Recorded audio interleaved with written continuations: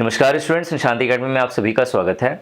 2022 में supreme court junior court assistant का जितने भी पेपर हुए हैं, 4 शिफ्ट में ये पेपर हुआ है।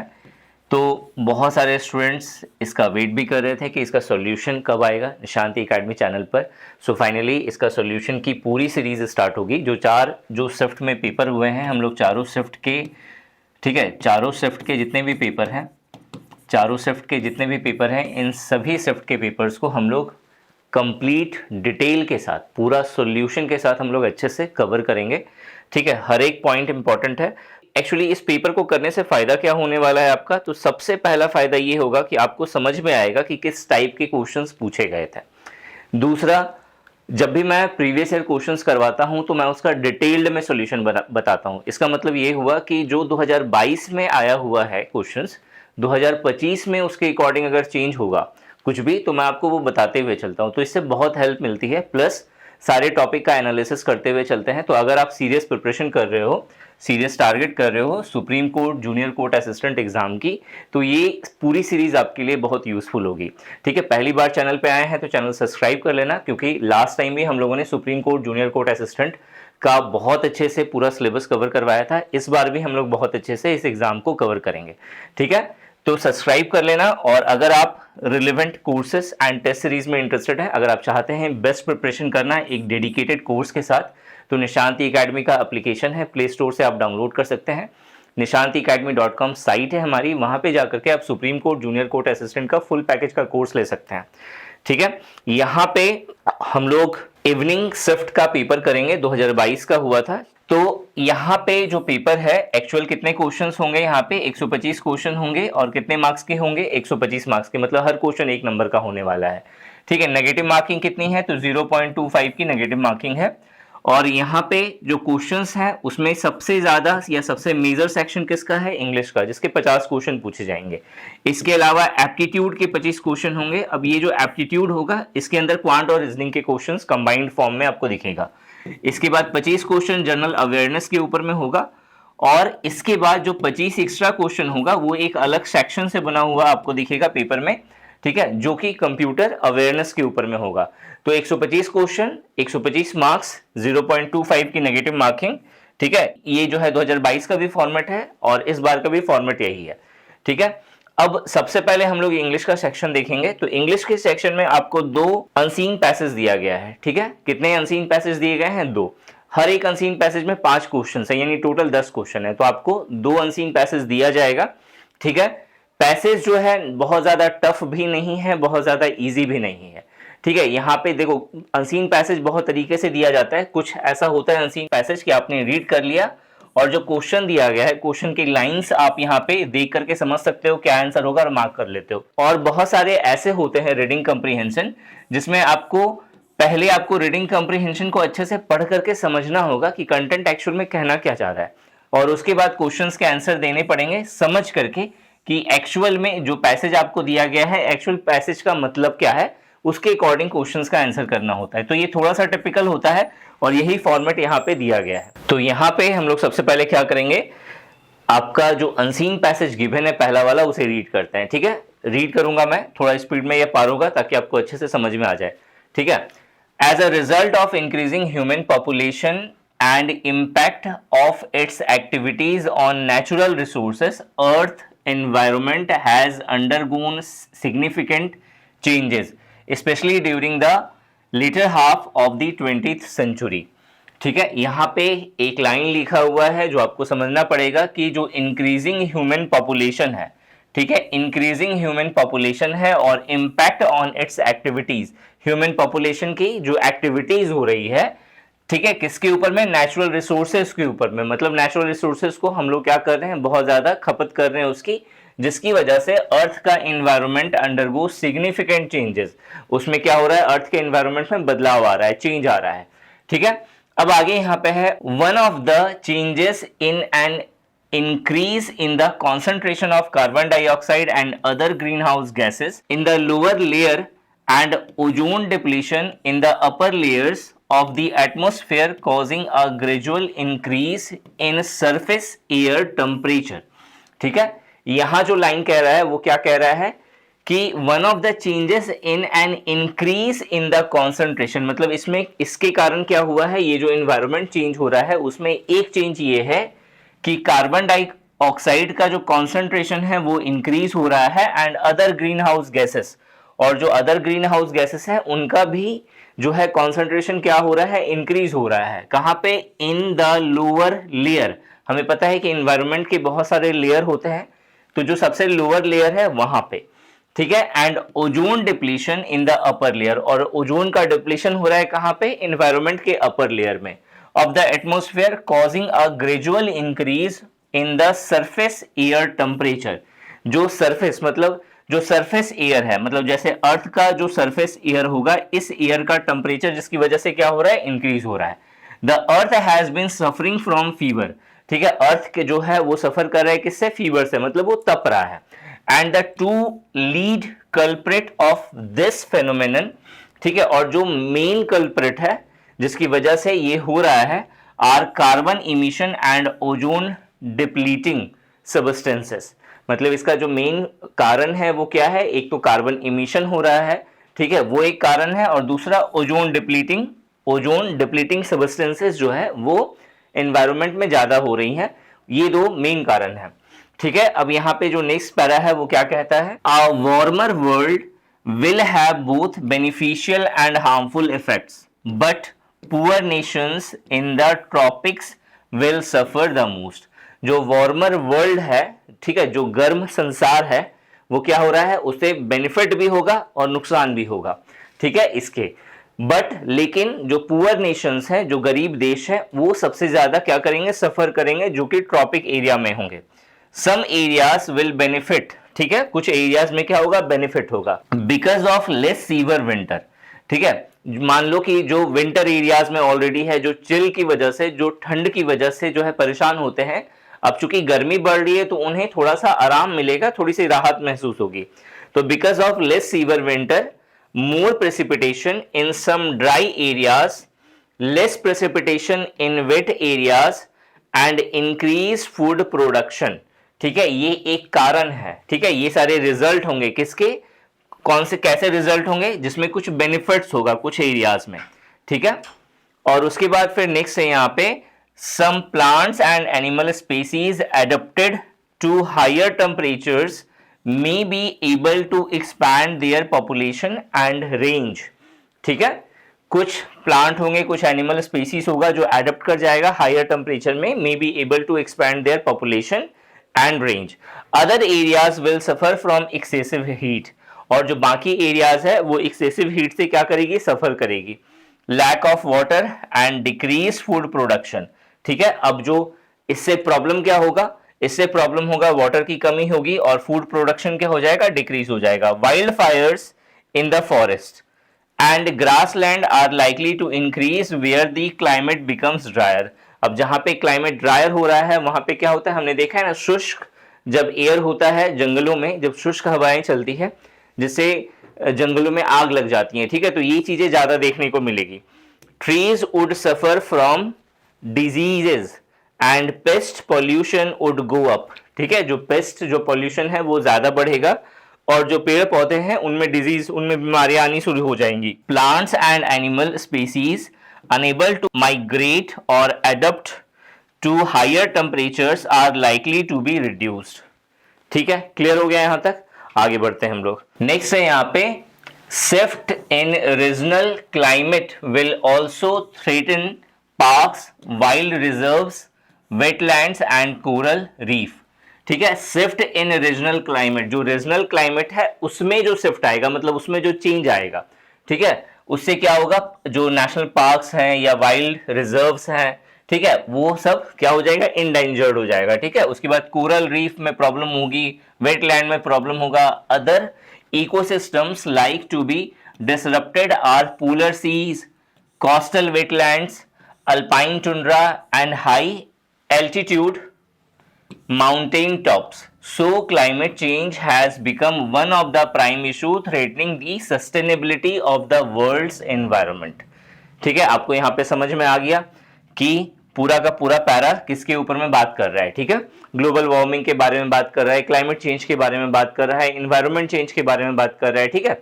अब इससे जुड़ा हुआ पहला क्वेश्चन है क्वेश्चन नंबर 1।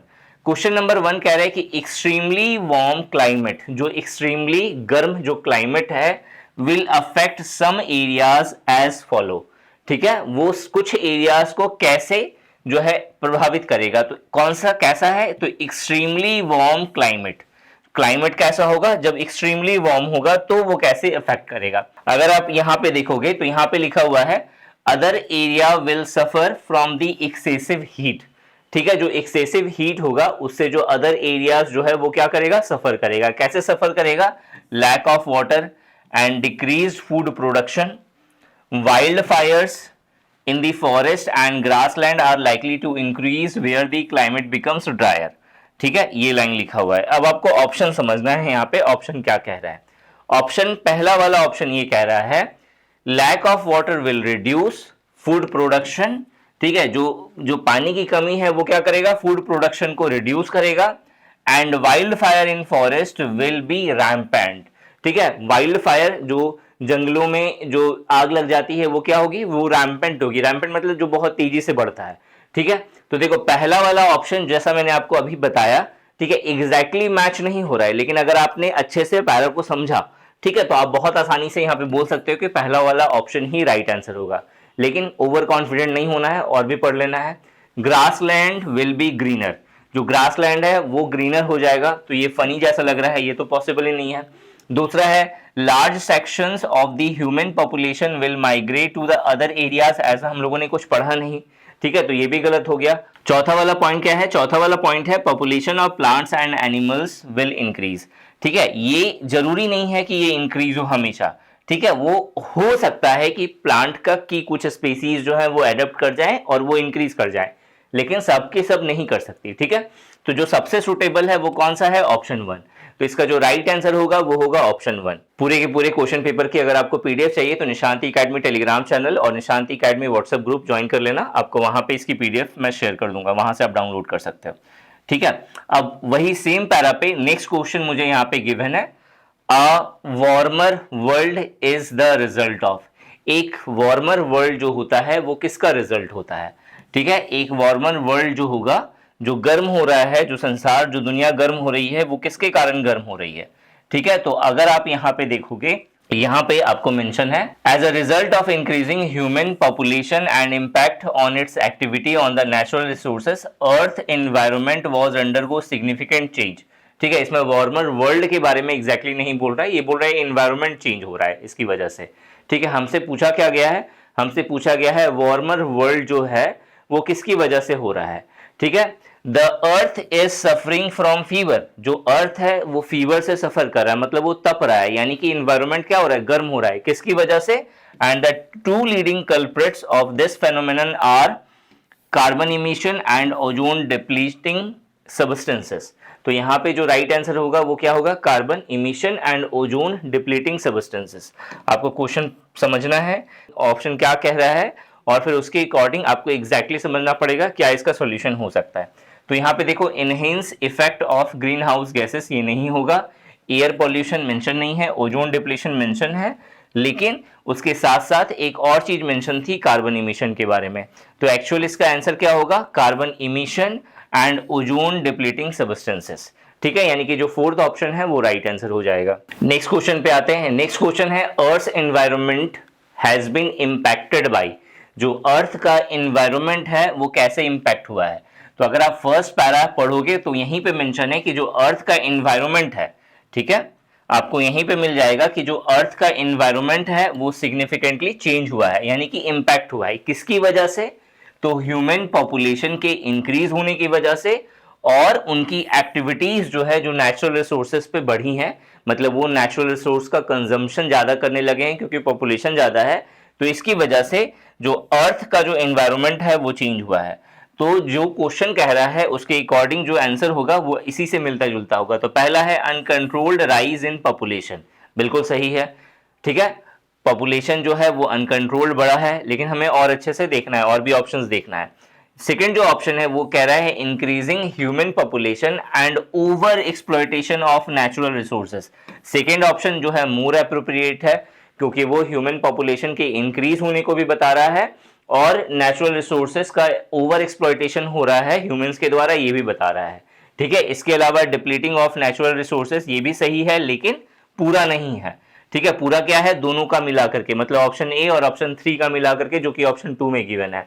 और चौथा है ओवर यूज ऑफ टेक्नोलॉजी, ये तो गिवन ही नहीं है, तो जो राइट आंसर है वो क्या है, ऑप्शन 2।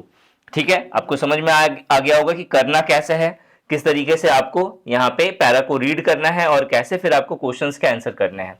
ठीक है, नेक्स्ट क्वेश्चन आते हैं। नेक्स्ट क्वेश्चन है what will be the fall out of climate change. Fall out का मतलब क्या हो गया, result, consequences, affect.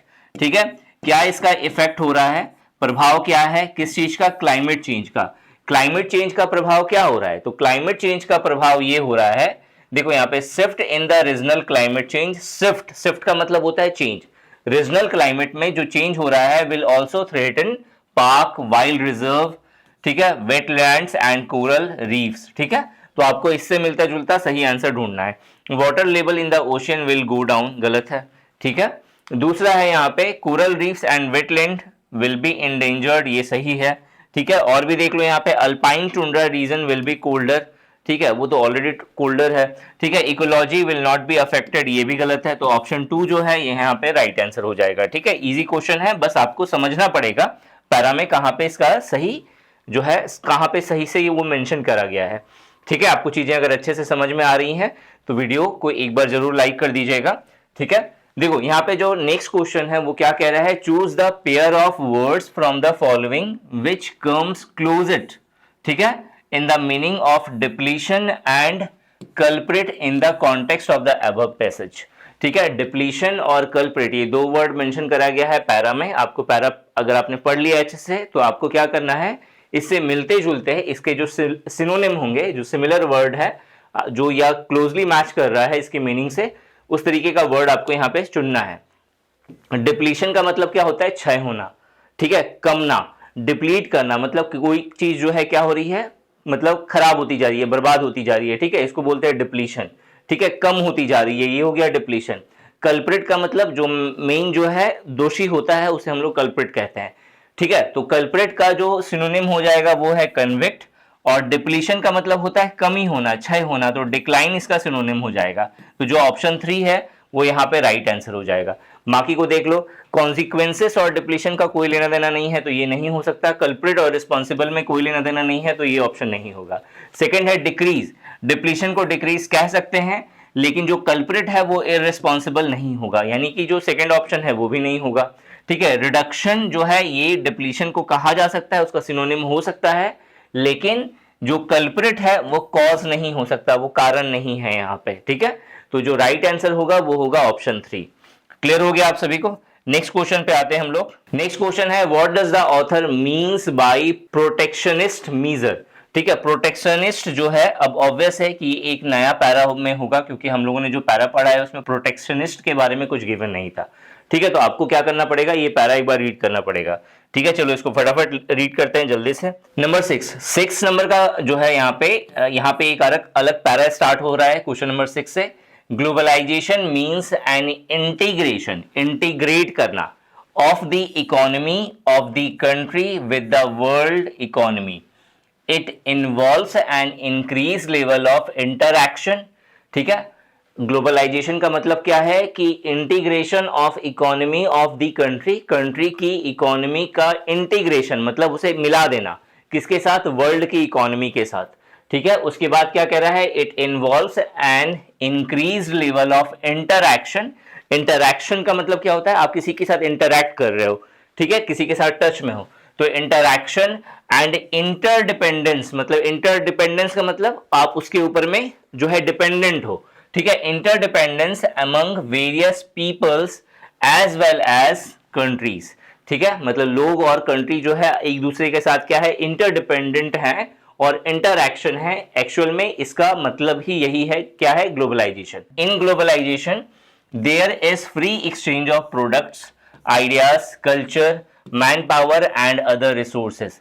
It brings people together and help them to make the best use of one another's strength. ठीक है, actual में globalisation का मतलब क्या है कि ग्लोबलाइजेशन का मोटिव क्या है एक्चुअल में? तो मोटिव है कि it brings people together, peoples को एक साथ लेकर के आना, एंड हेल्प्स देम और उनकी मदद करना, make the best use of one another's strength, ताकि वो एक दूसरे का जो सबसे बेहतर तरीके से जो उन सभी के स्ट्रेंथ का फायदा उठा सके हर कोई। ठीक है, ये ग्लोबलाइजेशन का मतलब हुआ। नेक्स्ट जो पैरा है वो क्या कह रहा है? Nationalism is often thought of as identification with one's own nation and support for its interest, particularly to the exclusion or detriment मतलब रोकना, ठीक है, detriment करना, किसी चीज के लिए नुकसानदेह होना, ठीक है, detriment of the interest of other nation। पहला जो पैरा था उसमें ग्लोबलाइजेशन के बारे में बात हो रही है, दूसरा जो पैरा है उसमें नेशनलिज्म के बारे में बात हो रही है।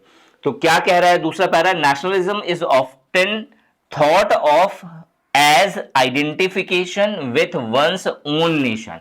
मतलब जब भी नेशनलिज्म का कॉन्सेप्ट आएगा तो मतलब हम लोग किसके बारे में बात करेंगे? अपनी कंट्री के बारे में, अपने नेशंस के बारे में बात करेंगे, ठीक है, and support for its interest, ठीक है, और उसका जो इंटरेस्ट होगा उसके सपोर्ट में बात करेंगे। मतलब एक नेशन का क्या इंटरेस्ट है हम लोग उसके बारे में बात करेंगे, ना कि पूरे वर्ल्ड को लेके चलेंगे। पर्टिकुलरली टू द एक्सक्लूजन और डेट्रीमेंट, ठीक है, पर्टिकुलरली टू द एक्सक्लूजन मतलब क्या? एक्सक्लूड करना है, ठीक है, और डेट्रीमेंट किस चीज को हमें हटाना है, कौन नुकसानदेह है, कौन खराब है, किसे रोकना है, ठीक है, of the interest of other nation, दूसरे नेशन के इंटरेस्ट को, ठीक है। It means protection of the interest of the local people, ठीक है। इसका मतलब क्या हुआ? नेशनलिज्म का मतलब क्या हुआ कि जो लोकल पीपल हैं उनके इंटरेस्ट को प्रोटेक्ट करना है, लोकल इंडस्ट्री के इंटरेस्ट को प्रोटेक्ट करना है by reducing the engagement of individuals, ठीक है, रिड्यूस करना मतलब कम करना, reducing the engagement of individuals के एंगेजमेंट को रिड्यूस करके, and businesses with the rest of the world, मतलब बाकी अपने नेशन को छोड़ करके बाकी नेशंस के साथ हमें क्या करना है? जब भी नेशनलिज्म की बात होगी तो हमें अपने बारे में सोचना है, अपने बारे में मतलब अपने देश के बारे में, उसके इंटरेस्ट के बारे में, ठीक है, उसके हित के बारे में, अपने बिजनेसेस के बारे में, और अपने बिजनेस को प्रमोट करने के लिए जो बाहर की कंट्रीज के बिजनेस हैं उसे हैम्पर करना, मतलब उसे किसी ना किसी तरह से रोक के रखना, आने नहीं देना, घुसने नहीं देना। ये चीज क्या कहता है? नेशनलिज्म कहता है, ठीक है। Nationalism often leads to protectionist, देखो यहाँ पे प्रोटेक्शनिस्ट मेंशन है जो कि यहाँ पे गिवन है, ठीक है। तो nationalism often leads to protectionist measures by the government by imposing high tariff on foreign goods and services, ठीक है, यहां पे समझ में आ गया। तो यहां पे जो क्वेश्चन था यहाँ पे, what does the author means by protectionist measure, ठीक है। तो अगर आप यहाँ पे देखोगे, ठीक है, यहाँ पे जो क्वेश्चन है what does the author means by protectionist, ठीक है, इसका मतलब क्या होगा? इसका मतलब देखो यहाँ पे पहला ऑप्शन है it not only protects the interest of one's own country but also the interest of other country, नहीं हो सकता। दूसरा है it is a policy that discourage foreign investment, protectionist एक ऐसी पॉलिसी होती है जिसमें क्या करते हैं कि अपना जो लोकल बिजनेस है उसे प्रमोट करने के लिए हम लोग जो बाहर के जो बिजनेसेस है उस पर हाई टैरिफ जो है क्या करते हैं? इंपोज कर देते हैं, ताकि जो बाहर की कंट्री से कोई बिजनेस करने आ रहा है तो वो ना करे, ठीक है, वो डिस्करेज हो जाए। तो सेकंड वाला ऑप्शन जो है ये यहाँ पे फिट बैठ रहा है, लेकिन हमें और भी ऑप्शन को एक बार चेक करना है। तीसरा जो है it is an idea that integrates the economy of the country with the world economy, ठीक है, ये तो ग्लोबलाइजेशन के बारे में हो गया, ठीक है। It is a policy that discourages any relation with other country, मतलब किसी तरह का आपको रिलेशन नहीं रखना, ये गलत हो गया, ठीक है। तो जो राइट आंसर है वो कौन सा है? ऑप्शन नंबर 2, ठीक है, क्लियर हो गया। अभी हम लोगों ने पूरा पैरा नहीं पढ़ा है क्योंकि क्वेश्चन आपको वहां पे दिख गया था प्रोटेक्शनिस्ट वाला, ठीक है। तो अभी यहाँ पे ये थोड़ा सा पैरा बचा हुआ है, इसको भी पढ़ लेते हैं।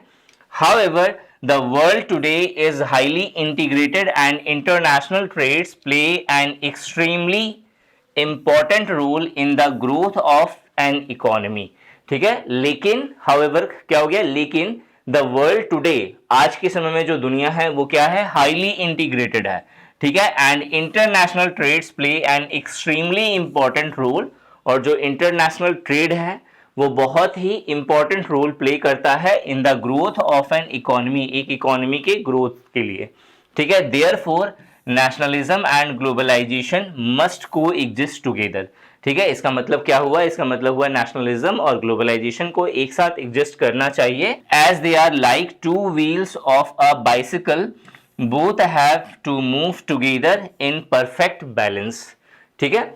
The time has come to integrate the best of nationalism and globalization to create a new world where the interest of all sections of the society are protected and sustainable development for all is ensured. अब sustainable development कब protect होगा, जब जो nationalism और globalization का जो concept है वो एक साथ चलेगा, मतलब दोनों क्या होंगे, integrate होकर के चलेंगे, ठीक है, समझ में आ गया। अब हम लोग नेक्स्ट क्वेश्चन की तरफ आते हैं। सेकंड नंबर का जो क्वेश्चन है उस पे आते हैं। सेकंड नंबर का जो क्वेश्चन है वो क्या कह रहा है, what does the author mean by sustainable development in the above passage. जो सस्टेनेबल डेवलपमेंट है अबव पैसेज में, ऊपर के पैसेज में, उसका मतलब क्या है, all round development, integrated development, economic growth और प्रोटेक्शनिस्ट ग्रोथ। तो ये तो गलत हो जाएगा। हम लोगों ने देखा था सस्टेनेबल डेवलपमेंट में एक चीज इन्होंने मेंशन करी है, क्या मेंशन करा है कि जो नेशनलिज्म होगा और ग्लोबलाइजेशन होगा, ठीक है, ये दोनों जब इंटीग्रेट होंगे तो मतलब जो ग्रोथ होना चाहिए वो कैसा होना चाहिए, इंटीग्रेटेड ग्रोथ होना चाहिए, यानी कि ऑप्शन नंबर 2, ठीक है। इकोनॉमिक ग्रोथ के बारे में आप देखो यहाँ पे इस पैरा में कुछ मेंशन है तो आप बोलोगे नहीं सर, तो ये ऑप्शन यहाँ पे फिट नहीं बैठा। ऑल राउंड डेवलपमेंट के बारे में ऐसा कुछ तो बोला नहीं गया है कि 360 डिग्री का डेवलपमेंट होना चाहिए, तो ये भी क्या हो जाएगा, गलत हो जाएगा। तो राइट आंसर क्या दिखेगा हमें, ऑप्शन नंबर 2, ठीक है, क्लियर हो गया। नेक्स्ट क्वेश्चन पे आते हैं। नेक्स्ट नंबर का क्वेश्चन है, which one of the following is opposite to the meaning of detriment, ठीक है, डेट्रीमेंट, ठीक है, डेट्रीमेंट कैसे याद रखेंगे। देखो मैंने एक वीडियो बनाई है 500 वोकैबुलरी की, जिसमें मैंने बहुत ही अच्छे से, बहुत ही जिसको कहते हैं ना कि ऐसा तरीका जिसे आप भूल नहीं सकते, निमोनिक का फॉर्मेट है जिसे आप बहुत ही मजाकिया तरीके से आप याद कर सकते हो, 500 वोकैबुलरी, उसकी लिंक आपको यहाँ पे डिस्क्रिप्शन में मिल जाएगी, ठीक है, आप चेकआउट कर सकते हो, ठीक है। जैसे यहाँ पे देखो डेट्रीमेंट है, डेट्रीमेंट को कैसे याद करेंगे, तो एक वर्ड होता है डेट्रीमेंट का ही एक एडजेक्टिव फॉर्म होता है जिसको हम लोग बोलते हैं डेट्रीमेंटल, ठीक है, डेट्रीमेंटल। डेट्रीमेंटल को हम लोग कैसे याद करेंगे, देखो डेट्री में आपको DETR दिख रहा है तो डॉक्टर के जैसा लग रहा है, फिर यहाँ पे मेंटल दिख रहा है, ठीक है, तो डॉक्टर कैसा है, मेंटल है, तो जो डॉक्टर मेंटल होगा वो क्या होगा, वो हानिकारक होगा, उससे हमें कभी भी अपना इलाज नहीं करवाना चाहिए, ठीक है। तो डेट्रीमेंटल जो वर्ड है वो किससे जुड़ा हुआ है, हानि से जुड़ा हुआ है, नुकसान से जुड़ा हुआ है, ठीक है। तो इसका अपोजिट पूछा है, तो नुकसान का अपोजिट क्या होगा, फायदा।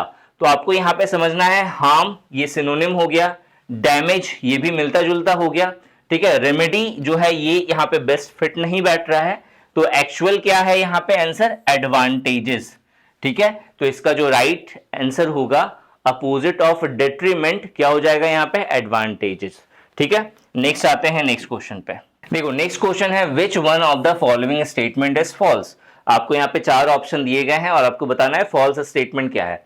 तो पहला स्टेटमेंट है, globalization and nationalism can be complementary to each other, बिल्कुल सही है, एक दूसरे का कंप्लीमेंट्री है, दोनों साथ साथ चलेगा तभी जो है सस्टेनेबल डेवलपमेंट होगा, तो पहला ऑप्शन सही है। मुझसे क्वेश्चन में क्या पूछा है, जो गलत है वो बताना है। दूसरा है, globalization is about linking the economy of the country with the world economy. Globalization क्या है कि आप अपनी इकोनॉमी को, मतलब अपनी कंट्री के इकोनॉमी को वर्ल्ड इकोनॉमी के साथ क्या कर दो, लिंक कर दो, तो सेकंड ऑप्शन भी राइट आंसर हो गया। तीसरा है, protectionist view of nationalism is good for the country.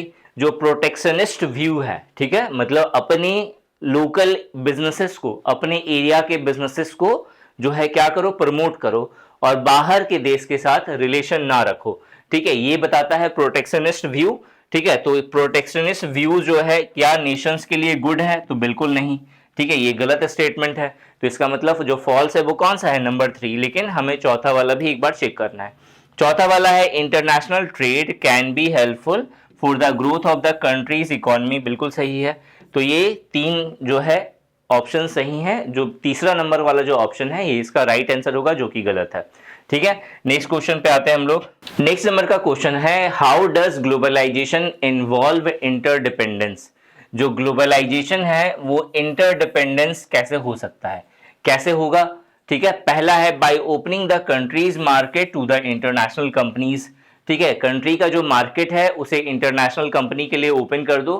ठीक है, तो क्या हमारा जो ग्लोबलाइजेशन होगा वो इंटरडिपेंडेंस होगा। दूसरा है by building up relation between the countries, countries के बीच में रिलेशनशिप बना के रखो। तीसरा ऑप्शन है country making best use of one another strength. ठीक है, ये हमने देखा था, जो तीसरा ऑप्शन है यही इसका राइट आंसर होगा। क्यों? क्योंकि हमने पैरा अभी थोड़ी देर पहले रीड करा था जिसमें ये लाइन मेंशन है। ठीक है, क्या मेंशन है अगर आप देखोगे तो यहां से आपको यहां तक पढ़ना पड़ेगा। ठीक है, आई थिंक लास्ट वाले में ही है। ठीक है, the time has come to integrate the best nationalism and globalization to create a new world where the interest of all section of the society are protected and sustain. नहीं, ये नहीं है। ठीक है, इसको देख लेते हैं एक बार। ठीक है, यहां पे क्या है, however the world today is highly integrated and international trade plays an extremely important role in the growth of the economy. Therefore, nationalism and globalization must coexist together as they are likely to the two wheel of the bicycle. Both have to move together in a perfect balance. यहाँ भी mention नहीं है। ठीक है, थोड़ा सा और देखते हैं यहाँ पे। अगर आप यहाँ पे फर्स्ट पैरा पढ़ोगे तो यहाँ पे ये लिखा हुआ है, in globalisation there is free exchange of product, ideas, culture, manpower and other resources. It brings people together and helps them to make the best use of one another strength. ठीक है, ये चीज किसके लिए है? तो globalisation के integration के लिए. मतलब ग्लोबलाइजेशन जो है किसी भी नेशंस के साथ इंटीग्रेट करेगा, उसका जो सबसे एक्चुअल जो तरीका है वो क्या है कि हर पीपल जो है, चाहे वो किसी भी नेशंस का हो, वो क्या करे, वो अपने स्ट्रेंथ को समझे और दूसरे लोग उसके स्ट्रेंथ को अपने काम के लिए यूज कर सके. तभी जाकर के ग्लोबलाइजेशन का एक्चुअल मतलब यहाँ पे निकल के आता है.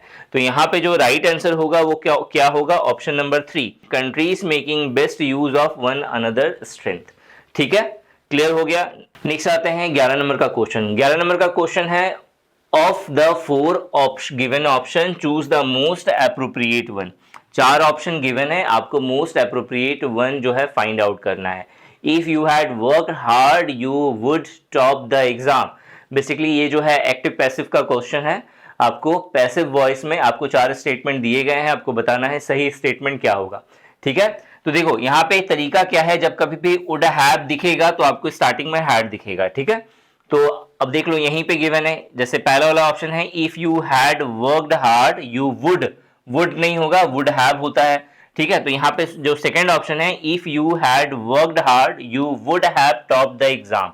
ठीक है, आपका जो कोर्स है फुल पैकेज का supreme court junior court assistant का, उसमें मैंने एक रूल्स, जितने भी इंपॉर्टेंट रूल्स हैं ग्रामर की, ठीक है, उसकी वीडियो दी गई है. 2 से लेकर के 2.5 घंटे की ये वीडियो है, जिसके अंदर जितने भी इंपॉर्टेंट रूल्स हैं मैंने आपको बहुत अच्छे से समझाया है विथ एग्जांपल्स.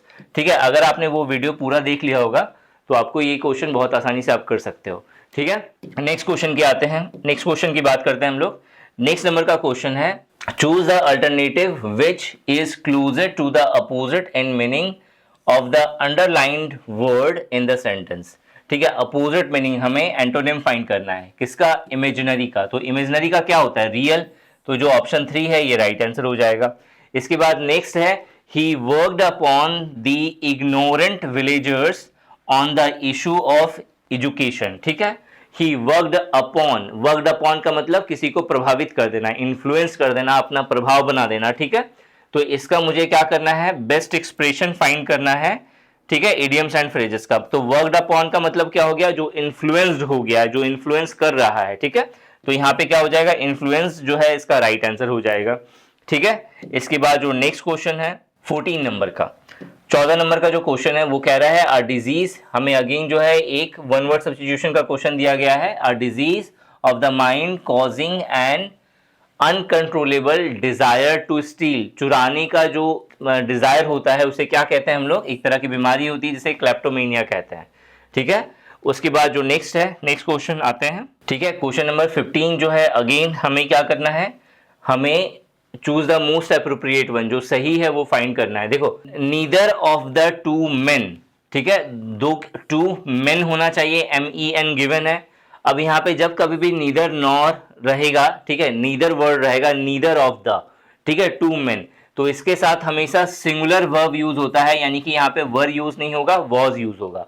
ठीक है, neither of the two men was है, neither of the two men was यहाँ भी है, ठीक है, और neither of the two men के साथ वॉज यहाँ भी है। ठीक है, अब हमें आगे देखना है। Stronger, neither of the two main stronger नहीं हो सकता, क्योंकि वो क्या है, एक कॉम्पेरेटिव डिग्री हो गया। ठीक है, तो neither of the two men was strong enough, ठीक है, वॉज स्ट्रॉन्ग एनफ, ये दोनों सही हो सकता। ठीक है, तो एक बार अच्छे से पढ़ते हैं, neither of the two man was strong enough to lift the weight, ठीक है, बिल्कुल सही हो रहा है यहाँ पे। और इसको पढ़ लेते एक बार, neither of the two man was strong enough nor to lift, ये गलत हो गया, नॉर कैसे हो जाएगा यहाँ पे। ठीक है, नीदर नॉर जो है, जैसे आइदर और होता है वैसे नीदर नोर का केस होता है, तो उसके साथ यहाँ पे टू नहीं आएगा, और ये सेंटेंस भी थोड़ा सा अटपटा हो गया। तो जो राइट आंसर होगा वो कौन सा होगा, ऑप्शन नंबर 3। ठीक है, ऑप्शन नंबर 3 जो है वो यहाँ पे सही आंसर है। नेक्स्ट आते हैं 16 नंबर का क्वेश्चन। ठीक है, 16 और फिर उसके बाद 17। तो 16 नंबर का जो क्वेश्चन है वो क्या कह रहा है, an associate in the office और इंस्टीट्यूट, ये क्या है, वन वर्ड सब्स्टिट्यूशन है, तो उसे क्या कहेंगे हम लोग, कलीग कहते हैं। ठीक है, क्या कहते हैं, colleague. An associate in office और इंस्टीट्यूट, इसे क्या कहा जाएगा, कलीग कहा जाएगा। इसके बाद जो नेक्स्ट है वो हमें अपोजिट इन मीनिंग यानी एंटोनिम फाइंड करना है, किसका, सीरीन का। तो सीरीन का मतलब क्या होता है, जो बहुत ही शांत हो, ठीक है, बहुत ही पीसफुल हो। ठीक है, उसके लिए क्या वर्ड यूज करते हैं, सीरीन। तो यहाँ पे देखो, ट्रैंक्विल का मतलब क्या हो गया, शांत, बहुत ही पीसफुल, तो ये इसका सेम मीनिंग है। तो इसका अपोजिट क्या हो जाएगा, ठीक है, तो मुझे क्या बोला है यहाँ पे, अपोजिट फाइंड करने के लिए बोला है, तो सीरीन का अपोजिट क्या हो जाएगा, नॉइजी। तो ये ऑप्शन 2 हो जाएगा, ये यहाँ पे क्या हो जाएगा, राइट आंसर।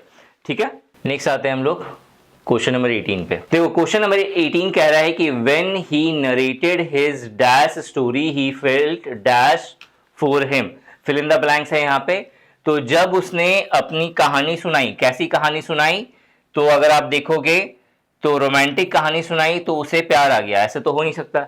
यहाँ पे क्या है, when he narrated his tragic story, जब अपनी दुखद कहानी सुनाई, I felt compassion for him, मुझे उस पर क्या आ गया, सहानुभूति आ गया। तो ये परफेक्ट हो रहा है, ये यहाँ पे फिट नहीं हो रहा है। जॉयफुल के साथ सॉरी नहीं आएगा यहाँ पे, सैड और एंग्री नहीं होगा यहाँ पे। ठीक है, आप फिट करके देख सकते हो। तो जो राइट आंसर होगा वो क्या हो जाएगा, पहला वाला ऑप्शन।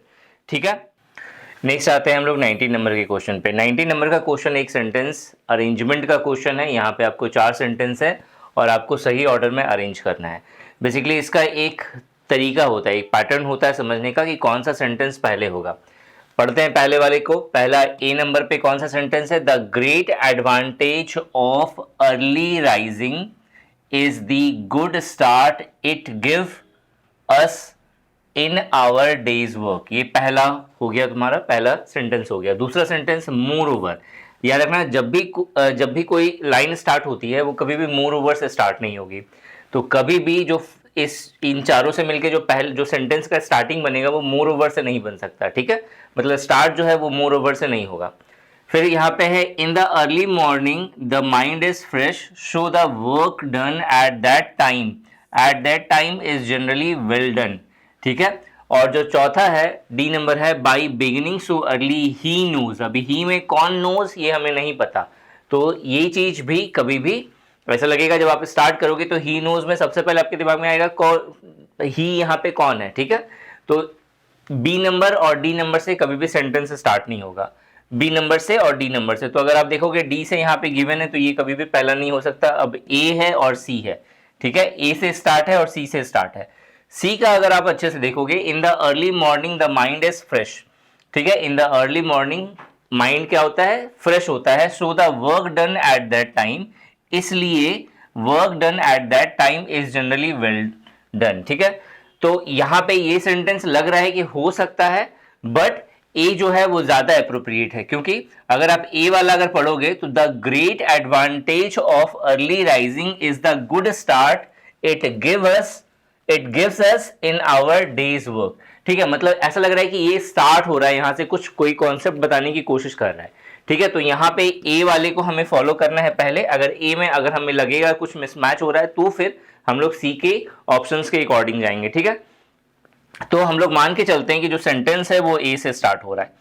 ठीक है, तो ए से स्टार्ट हो रहा है, तो ए को अगर आप अच्छे से देखोगे तो क्या कह रहा है, the great advantage of early rising is the good start it give us in our day's work. ठीक है, जो ग्रेट एडवांटेजेस क्या है अर्ली मॉर्निंग का, अर्ली राइजिंग का, कि हमें एक गुड स्टार्ट मिलता है डेज वर्क के लिए। ठीक है भाई, इसके बाद जो है देखो, अगर ए से स्टार्ट करोगे तो या तो बी अगर आपको देखेगा नेक्स्ट सेंटेंस होगा या फिर सी होगा।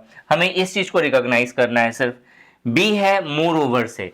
मोर ओवर मतलब कोई चीज बताया जा रहा है, कोई बेनिफिट्स बताई जा रही है, उसके बाद कह रहा है कि मोर ओवर, उसके ऊपर में और तो और।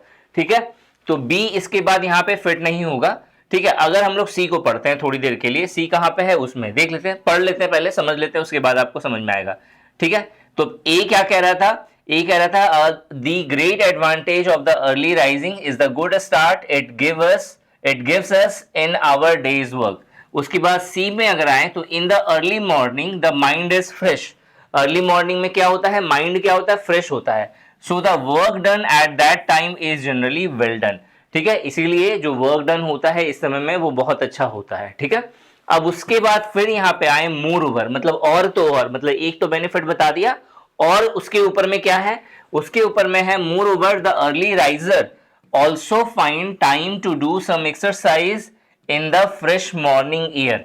ठीक है, तो ऑब्वियस है सी के बाद क्या हो रहा है, बी फॉलो हो रहा है, तो ए, उसके बाद क्या होगा सी, फिर क्या होगा बी, और फिर लास्ट में क्या आ जाएगा डी। ठीक है, तो अब एक बार इसको क्रॉस चेक जरूर करना है। ठीक है, क्योंकि कभी कभी कंफ्यूजन होता है, तो क्रॉस चेक कर लेना है ऐसे। ठीक है, तो बी हमने देखा था, more over the early riser also find time to do some exercise in the fresh morning air. ठीक है, उसके बाद क्या है D, by beginning so early he knows. He मतलब कौन सा नोज, तो यहां पे माइंड के बारे में बात आ रहा है। ठीक है, माइंड के बारे में बताया गया, he knows that he has plenty of time to thoroughly do all the work. मतलब दिमाग के पास क्या रहेगा, उसके पता है कि भाई हमारे पास अब क्या है, क्योंकि मैं सुबह उठा हूं तो बहुत समय है हमारे पास काम को खत्म करने के लिए। ठीक है, तो बिल्कुल परफेक्ट हो रहा है ये वाला option A C B D. तो इसका जो राइट आंसर होगा वो होगा ऑप्शन नंबर 4। आपको कहीं भी डाउट होगा, किसी भी क्वेश्चन में डाउट हो रहा है तो कमेंट सेक्शन में कमेंट करके जरूर पूछें। यहाँ पे 20 नंबर का क्वेश्चन अगेन फिर वैसा ही है, सेंटेंस अरेंजमेंट का क्वेश्चन है। अब दोबारा से हम लोग इसको देखते हैं। पहला जो ऑप्शन है दिस अप्लाइज, तो जैसे ही अब समझो, अगर कोई भी सेंटेंस अप्लाई हो रहा है, जैसे कोई भी सेंटेंस अगर मैं बोल रहा हूं जिसमें मैंने बोला दिस इज, तो आपको क्या लग रहा है, वहां पे आपको लगेगा कि वो स्टार्टिंग है, नहीं, आपको लगेगा दिस जो है वो एक्चुअल में क्या रिफर करना चाह रहा है ये तो लिखा हुआ ही नहीं है, तो पहले उससे पहले कुछ होना चाहिए। ठीक है, तो ये कभी भी ए वाला ऑप्शन जो है कभी भी पहला सेंटेंस नहीं हो सकता। ठीक है, दूसरा पढ़ते हैं बी वाला, if we do not continue to do it. ठीक है, अब यहां पे इट आ गया। ठीक है, तो ये भी क्या बता रहा है, ये भी बता रहा है कि भाई मैं पहला सेंटेंस नहीं हूं। If we do not continue to do it we feel unhappy, तो ये भी पहला सेंटेंस नहीं होगा। तीसरा पढ़ते हैं, the more we do a thing the more we tend to like doing it. ठीक है, ये लग रहा है कि जो है ये पहला होना चाहिए। ठीक है, the more we do a thing, अगर हम लोग ज्यादा अगर कोई काम करते हैं, the more we tend to like doing it, तब हमें क्या लगता है, हमें वो काम और ज्यादा करना चाहिए। ठीक है, तो सी वाला ऑप्शन जो है ये हो सकता है, बट जब तक हम लोग सारा नहीं पढ़ेंगे तब तक हम लोग कंफर्म नहीं हो सकते हैं। ठीक है, चौथा वाला देखो, it is easy to acquire bad habit. ठीक है, हैबिट्स, ये बहुत इजी है, acquire bad habits such as eating too much food और टू मेनी स्वीट्स। ये क्या है, ये एक सेंटेंस है, जनरल सेंटेंस है, एक जनरल थॉट है जो आपको बताया जा रहा है। तो यहां पे जो स्टार्ट होगा वो किससे स्टार्ट होगा, डी से स्टार्ट होगा, क्योंकि सबसे परफेक्ट यही बैठ रहा है। तो यानी कि जो सेंटेंस स्टार्ट होने वाला है वो डी से स्टार्ट होने वाला है, तो ए तो पॉसिबल ही नहीं है। ठीक है, तो अब देखो, अब डी से, डी के बाद सी भी है, डी के बाद ए भी है, डी के बाद सी है, यानी ए सी, यानी बी जो है सेकंड नहीं होगा, या तो ए होगा या सी होगा। तो एक बार फिर से पढ़ते हैं, डी क्या था, it is easy to acquire bad habits such as eating too much food और टू मेनी स्वीट्स। ठीक है, इसके बाद अगर हम लोग सी नंबर देखें, वो कह रहा है C number, the more we do a thing the more we tend to like doing it. और ए नंबर क्या है, this applies even to such good things as work और रेस्ट। ठीक है ठीक है, अगर आप यहां पे एक चीज समझोगे, ठीक है, this applies even to, okay ठीक है, तो देखो अगर यहां पे अगर समझोगे तो डी नंबर जो है वो पहला हो रहा है। ठीक है, it is easy to acquire bad habits such as eating too much food और टू मैनी स्वीट्स। अगर इसके बाद हम लोग सी पे आए, the more we do a thing the more we tend to like doing it.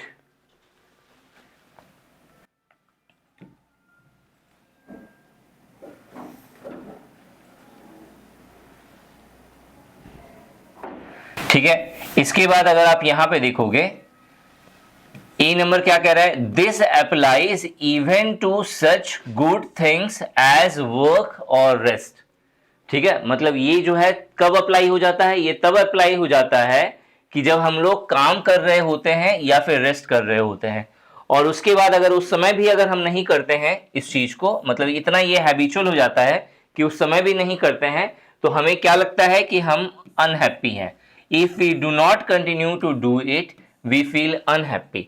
तो actual में जो इसका अरेंजमेंट होगा वो होना चाहिए डी, फिर सी, फिर ए, फिर बी। ठीक है, D C A B, D C A B, D C A B कौन सा ऑप्शन है, तीसरा नंबर जो है ये यहाँ पे राइट आंसर होगा। ठीक है, एक बार दोबारा से देख लेते हैं ताकि जो कंफ्यूजन अगर हो आपका तो दूर हो जाए। ठीक है, सबसे पहले आएगा, it is easy to acquire bad habits such as eating too much foods or too many sweets। ठीक है, उसके बाद है the more we do a thing the more we tends to like doing it। ठीक है, उसके बाद है this applies even to such good things as work or the rest। मतलब जब हमें, जैसे मान लो यहाँ पे क्या हो रहा है, खाने के बारे में बात हो रहा है, चाहे मीठा खाओ चाहे आप खाना खाओ। जैसे बहुत किसी का आदत हो जाता है ना कि हमेशा खाते रहना, या बहुत किसी का हैबिट हो जाता है स्वीट्स खाना। तो यहाँ पे जो सेकंड सेंटेंस बन रहा है वो क्या है, अब हम लोग जब ज्यादा किसी काम को करते हैं तो वो क्या हो जाता है, हम उसके लिए जो है वो हम उसे पसंद करने लगते हैं कि भाई हमेशा उस काम को करें। ठीक है, तो सेकंड सेंटेंस क्या कह रहा है कि जब हम लोग ज्यादा करने लगेंगे तो हमें लगेगा कि हम हमेशा उस काम को क्या करें, करते रहें। उसके बाद फिर क्या कह रहा है, फिर कह रहा है कि इवन जब हम लोग आराम करने जाएंगे तब भी हमें लगता है कि यार एक चीज खा लेते हैं। जैसे अब देखो कि स्वीट्स खाने वाले क्या करते हैं, पहले बोलते हैं कि भाई चलो ठीक है मीठा खा लेते हैं, फिर धीरे धीरे करके जब आदत हो जाता है उनका, ठीक है, तो वो लोग जब सोने जाते हैं तो भी एक मीठा खा के सोते हैं, ये कह के कि भाई नींद अच्छी आएगी। ठीक है, और फिर अगर कभी कभी क्या होता है कि जब कभी नहीं खाते हैं मीठा तो उन्हें लगता है कि यार दिन मेरा अच्छा नहीं जा रहा है। ठीक है, आज सही नहीं लग रहा है, क्यों भाई, तो मैंने मीठा नहीं खाया है, मैंने चाय नहीं पी है, तो आज अच्छा नहीं लग रहा है। ठीक है, तो ये जो है यहाँ पे क्या है, एक्चुअल सीक्वेंस यहाँ पे बनेगा DCAB का। ठीक है, क्लियर है। 21 नंबर का क्वेश्चन, 21 नंबर का क्वेश्चन क्या है, choose the option which best express the meaning of the idiom and phrases. ठीक है, show white feather, show white feather जो है इडियम्स का मतलब क्या है, कवार्डिस नेचर का होना।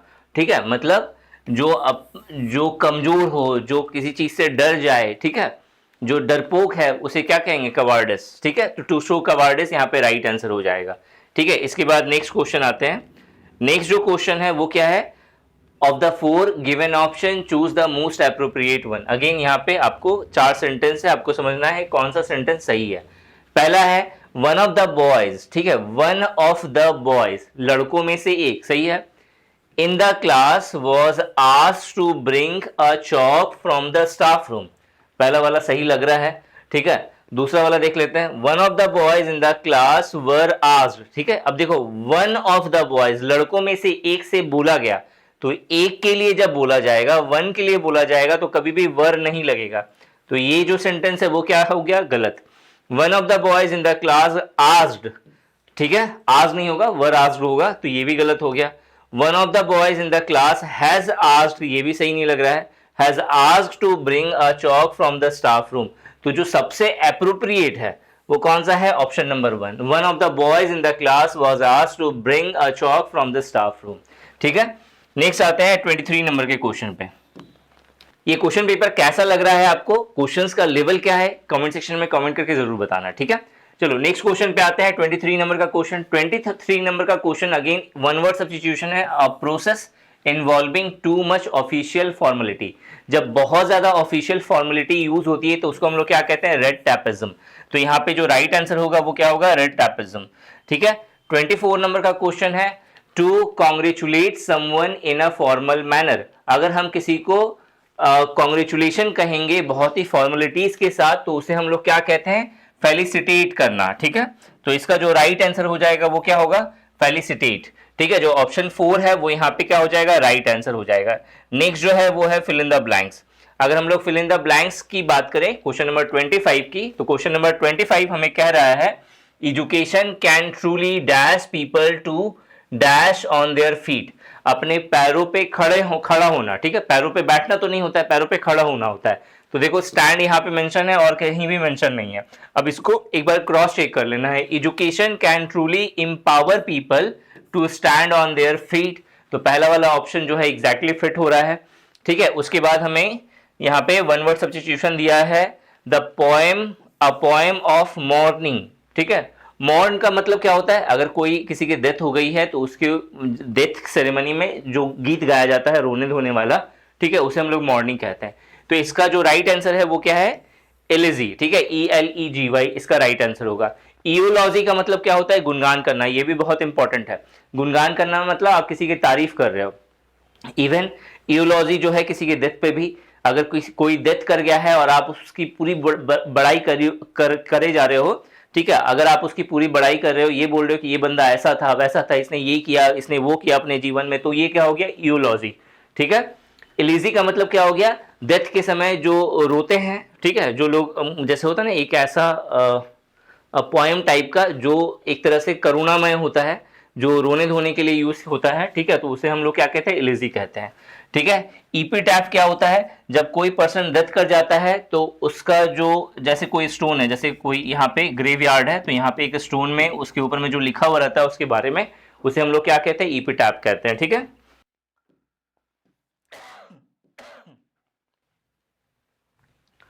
नेक्स्ट आते हैं 27 नंबर के क्वेश्चन पे। 27 नंबर का क्वेश्चन जो है वो इडियम्स एंड फ्रेजेस से जुड़ा हुआ है। क्वेश्चन कह रहा है, we talked over the matter for an hour, ठीक है। वी टॉक्ड ओवर, हम लोगों ने बात करा, हम लोगों ने डिस्कस करा, तो यहाँ पे जो राइट आंसर होगा वो क्या हो जाएगा, डिस्कस, ठीक है। ऑप्शन 1 जो है ये राइट आंसर हो जाएगा। इसके बाद जो नेक्स्ट है वो है 28 नंबर का क्वेश्चन। 28 नंबर का क्वेश्चन क्या कह रहा है, 28 नंबर का क्वेश्चन कह रहा है, it was a facetious remark which failed to make an impression, ठीक है। It was a facetious remark. Facetious का मतलब क्या होता है, थोड़ा सा जो चालाकी वाला, ठीक है, मतलब एक्चुअल में था कुछ लेकिन उसे घुमा करके बोलना, ठीक है। तो चालाकी हो गया, क्लेवरनेस हो गया, इस तरह के वर्ड से जुड़ा हुआ है फेस्टिशियस। तो उसी के अकॉर्डिंग अगर आप देखोगे तो विटी जो है ये इसका राइट आंसर हो जाएगा, ठीक है। मुझसे सेम वर्ड बोला होगा आई थिंक, ठीक है, underline word without changing it's meaning, ठीक है, सिनोनिम बोला है तो विटी इसका क्या हो जाएगा, राइट आंसर हो जाएगा, ठीक है। 29 नंबर के क्वेश्चन पे आते हैं। 29 नंबर का क्वेश्चन क्या कह रहा है, 29 नंबर का क्वेश्चन है, यहाँ पे मुझे एरर फाइंड करना है, ठीक है, मुझे सेंटेंस में एरर फाइंड करना है। यहाँ पे सेंटेंस कुछ पार्ट्स में ब्रेक करा है। देखो, हिज पेरेंट्स इज, उसके जो पेरेंट्स हैं इज, पेरेंट्स जो है वो प्लूरल फॉर्म होता है तो यहाँ पे क्या आएगा, आर आएगा, तो पहला वाला जो सेंटेंस है वही गलत है, ठीक है। His parents are compelled by poverty to send him abroad so that he might earn his own living. तो पहला वाला ऑप्शन जो है ये यहाँ पे गलत है, बाकी सारा कुछ सही है, ठीक है। नेक्स्ट आते हैं 30 number. 30 number again sentence arrangement का क्वेश्चन है यहाँ पे, ठीक है। अब आपको समझ में आ गया होगा कैसे करना है, तो वीडियो पॉज करो, वीडियो पॉज करके खुद से एक बार इसका सही आंसर करने की कोशिश करिए, ठीक है। देखो यहाँ पे 4 ऑप्शन गिवन है ABCD। पहला वाला है वी स्पीक ऑफ इट, ठीक है, we speak of it as a mere infirmity of nature. तो यहाँ पे इट आ रहा है तो हमें पता ही नहीं है कि इट क्या है, तो ऑब्वियसली ये पहला सेंटेंस नहीं होगा। We are incline to look upon bad temper as a very harmless weakness, ठीक है, ये हो सकता है, बी वाला हो सकता है बट श्योर नहीं है, अभी आगे पढ़ना है, बट, ठीक है, ट्रूली स्पीकिंग। देखो इस तरह की लाइन जो है कभी भी फर्स्ट स्टेटमेंट नहीं हो सकती, ठीक है। तो सी वाला भी जो है कभी भी पहला स्टेटमेंट नहीं होगा, ए वाला भी पहला स्टेटमेंट नहीं होगा, और डी वाले में देयरफॉर कंक्लूजन टाइप का हो गया, ठीक है। तो ये कभी भी फर्स्ट में नहीं आएगा। तो यानी कि हमें पता चल गया कि जो सेंटेंस है वो बी से स्टार्ट होगा। तो आपको यहां पे पकड़ना है बी से स्टार्ट होने वाला कौन कौन सा सेंटेंस है, एक ये और एक ये। तो ऑप्शन डी नहीं हो सकता, ऑप्शन ए नहीं हो सकता, ठीक है। देखो ऐसे ही हम लोग ऑप्शन को एलिमिनेट करते हैं। अब आगे हम लोग को बी से स्टार्ट करना है, तो बी के बाद कौन आ रहा है, या तो ए या फिर डी। हमें पता है कि नेक्स्ट क्या हो जाएगा, या तो ए होगा, ठीक है, या तो ए होगा या फिर डी होगा। एक बार अच्छे से समझ लेना है। बी से स्टार्ट करते हैं। We are incline to look upon bad temper as a very harmless weakness, ठीक है। उसके बाद ए जाते हैं, बी के बाद अगर हम लोग ए जा रहे हैं, वी स्पीक ऑफ इट, ठीक है, as a mere infirmity of nature, ठीक है। तो ए जो है ये थोड़ा सा अजीब सा लग रहा है, ठीक है, एक बार अच्छे से देख लेते हैं, ठीक है। बी नंबर है we are incline to look upon bad temper as a very harmless weakness. हम लोग इंक्लाइंड करते हैं, हम लोग का ध्यान क्या रहता है कि जो बैड टेम्पर है उस पर हम लोग कभी ध्यान नहीं करते। जो हमारा जो चिड़चिड़ापन होता है हम लोग उसे जो है इग्नोर करते हैं, कहने का मतलब ये है, ठीक है। उसके बाद है we speak of it as mere infirmity of nature, ठीक है। हम लोग इसको क्या बोलते हैं, हम लोग बोलते हैं अरे इसका नेचर ही ऐसा है, इसका स्वभाव ही ऐसा है, ठीक है। यही बोलते हैं ना, जैसे कोई पर्सन अगर ज्यादा चिड़चिड़ा रहा है हर बात पे तो हम लोग बोलेंगे अरे ये बंदा तो ऐसा ही है, इग्नोर मारो इसको, ठीक है। तो बी के बाद जो है ए सूट कर रहा है, ठीक है, बी के बाद ए सूट कर रहा है। बट ट्रूली स्पीकिंग, ठीक है, but truly speaking it is one of the most destructive element in human nature. लेकिन अगर सही तरीके से बात किया जाए ये बहुत ही डिस्ट्रक्टिव तत्व है ह्यूमन नेचर के अंदर। देयरफॉर इसलिए it is important to tame one's bad temper, ठीक है। इसीलिए जो टैम करना चाहिए, इसलिए दबा देना चाहिए, ठीक है, रोक देना चाहिए, रिमूव करना चाहिए किसी को भी अपना बैड टेम्पर, ठीक है। तो यानी कि जो सबसे परफेक्ट है वो है बी के बाद ए होगा, ए के बाद सी होगा, सी के बाद डी होगा, यानी कि ऑप्शन नंबर 2। ऑप्शन नंबर 2 क्या हो जाएगा, यहाँ पे राइट आंसर हो जाएगा। आई होप आपको अच्छे से समझ में आ रहा होगा सब कुछ। अगर समझ में आ रहा है तो वीडियो लाइक जरूर करना, ठीक है। चलो 31 नंबर के क्वेश्चन पे आते हैं। 31 नंबर का क्वेश्चन है, यहाँ पे आपको क्या करना है, एरर डिटेक्शन है, एरर फाइंड करना है। चलो, they had played together in infancy, ठीक है, मतलब जब बचपन जो था, बचपन में वे लोग खेले एक साथ, ठीक है, मतलब ये हुआ। उसके बाद they had work together in manhood, ठीक है, जब वो मैनहुड में वो लोगों ने साथ में मिलके काम करा, ठीक है। They were loitering about and gossip away in the evening of life, मतलब जब बुढ़ापा आया तो वे लोग लॉइटरिंग, मतलब एक साथ, जैसे होता है ना लॉइटर करना, मतलब क्या होता है, घूमना फिरना, इधर उधर भटकना, मतलब एक साथ दोनों थे, मतलब हमेशा हर सिचुएशन में। बचपन में एक साथ थे, ठीक है, जवानी में एक साथ थे, जो इवनिंग ऑफ द लाइफ मतलब बुढ़ापा में भी एक साथ थे। तो यहां पे अगर सेंटेंस को अच्छे से पढ़ोगे, दे वर लॉइटरिंग मतलब एक साथ मिलके भटक रहे थे, तो यहां पे वर्ब का फॉर्म देखना, ठीक है, लॉइटरिंग आईएनजी लगा हुआ है। अबाउट एंड गॉसिप अवे, यहां पे क्या होना चाहिए, गॉसिपिंग अवे होना चाहिए, यानी कि यहां भी देखो वर्ब का फॉर्म हमेशा सेम रहेगा, ठीक है, सेंटेंस में। तो वर लॉइटरिंग के साथ क्या आना चाहिए, गॉसिपिंग अवे होना चाहिए, ठीक है। यानी कि जो ऑप्शन 3 है ये यहां पे राइट आंसर होगा। And in a short of time they will probably be buried together in the neighbouring church yard, ठीक है, मतलब एक साथ ही उनको दफनाया जाएगा, ठीक है। ये यहाँ पे राइट आंसर कौन सा है, यहाँ पे ऑप्शन नंबर 3, ठीक है, क्लियर हो गया। नेक्स्ट क्वेश्चन पे आते हैं, 32 नंबर का क्वेश्चन। 32 नंबर का क्वेश्चन हमें क्या कह रहा है, एडजर्न्ड हमें दिया है और हमें इसका सिनोनिम फाइंड करना है। तो एडजर्न का मतलब क्या होता है, स्थगित करना, किसी चीज को रोकना। तो रोकना मतलब बंद करना, स्टॉप्ड इसका जो है राइट आंसर हो जाएगा, ठीक है। बहुत किसी को लगेगा पोस्टपोन्ड इसका राइट आंसर होगा, लेकिन यहाँ पे जो राइट आंसर होगा वो क्या होगा, स्टॉप्ड, ठीक है। 33 अगेन जो है आपको एक सेंटेंस अरेंजमेंट का क्वेश्चन है, और इसमें देखो येट से पहला स्टार्ट है, तो फर्स्ट जब येट से स्टार्ट होगा, कभी भी कोई भी सेंटेंस येट से स्टार्ट नहीं होता है, तो ए नंबर जो है कभी भी पहला सेंटेंस नहीं होगा। दूसरा है machine were made to be men's servant, ठीक है, दूसरा वाला ऑप्शन हो सकता है, मशीन को बनाया इसलिए गया था ताकि वो मनुष्य का क्या बन सके, सर्वेंट बन सके, ठीक है। तीसरा वाला एंड अ टाइम में कम, ठीक है, ऑब्वियस है कि ये जो है कभी भी पहला स्टार्ट नहीं होगा, ऑलरेडी मोस्ट पीपल स्पेंड ये भी नहीं होगा, तो बी से सेंटेंस स्टार्ट होने वाला है। तो बी यहाँ है, बी यहाँ है, बी इसमें नहीं है, बी इसमें नहीं है, यानी कि जो आपका जो राइट आंसर है वो ऑप्शन 1 और ऑप्शन 2 में से कोई एक होगा। अब आपको समझना है बी के बाद ए होगा या बी के बाद डी होगा। तो एक बार फिर से देखते हैं, machine were made to be men's servant, ठीक है, yet men has grown so dependent on them that they have become his master, ठीक है। डी क्या है, already most of the people spend a great amount of time, okay, ठीक है। B के बाद ए जो है वो सूट नहीं कर रहा है, बी के बाद जो है डी सूट कर रहा है, ठीक है। तो अगर हम लोग इसको छोड़ के, क्योंकि ये फिट नहीं हो रहा, आप खुद से पढ़ के देख लो, फिट नहीं हो रहा, अगर आप इसको देखोगे, इसे अगर अच्छे से अगर हम लोग देखें तो पहले बी है, machines were made to be men's servant, ठीक है। मशीन को क्या समझा जा रहा था कि ये मनुष्य का क्या होगा, सर्वेंट होगा, ठीक है। Already most of the people spend a great amount of time looking after the machine, जो लोग हैं वो क्या कर रहे हैं, मशीन के पीछे बहुत सारा अपना समय बर्बाद कर रहे हैं उसे देखने में, ठीक है, कि मशीन सही से काम कर रहा है या नहीं कर रहा है, ठीक है। येट फिर भी, man has grown so dependent, ठीक है, फिर भी जो है मनुष्य इतना डिपेंडेंट हो गया है on them that they have become his master, ठीक है, इतना डिपेंड हो गया है मशीन पे कि मशीन जो है वो मास्टर बन जाएगा, और जब मास्टर बन जाएगा एंड अ टाइम, ठीक है, and a time may come when they will rule us all together, जब वे लोग हम पे क्या करेंगे, रूल करेंगे। तो जो परफेक्ट जो मुझे लग रहा है वो ऑप्शन बी लग रहा है, ठीक है।